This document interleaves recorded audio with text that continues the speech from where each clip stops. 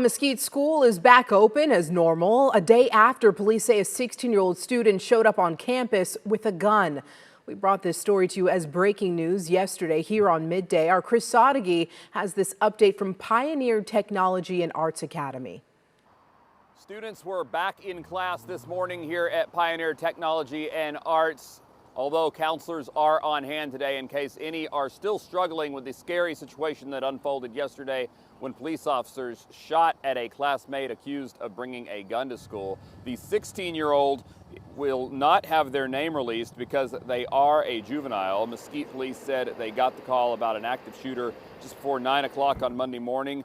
And according to officers, they spotted the student with a gun alone in an office and were trying to convince him to put the gun down.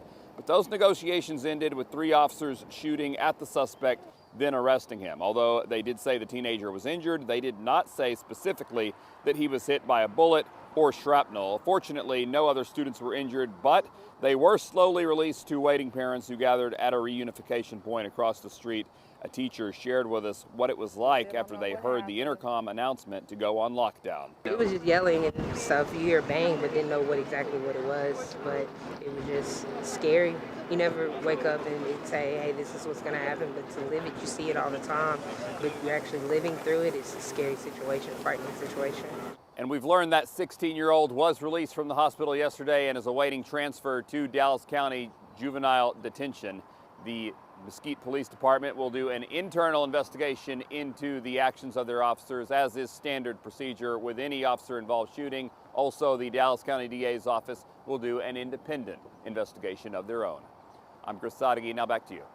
Chris, thank you. Texas has a new law requiring every Texas public school to have at least one armed guard on campus. That includes public charter schools like the one Chris is at. Mesquite told us that at least one security officer was at the PTAA campus on Oates Drive. That's according to Mesquite police. That new law also requires districts to provide law enforcement in that area with a map of campus buildings. It urges schools to create a mass notification system and then requires the state to check for security weaknesses on every school campus every year. But here's the big issue for our huge school districts like Dallas ISD and Fort Worth. It's a struggle to hire enough new officers to comply with the mandate. It could take years to make that happen. Now, it's expensive and a lot of police departments are having a hard time recruiting new officers right now.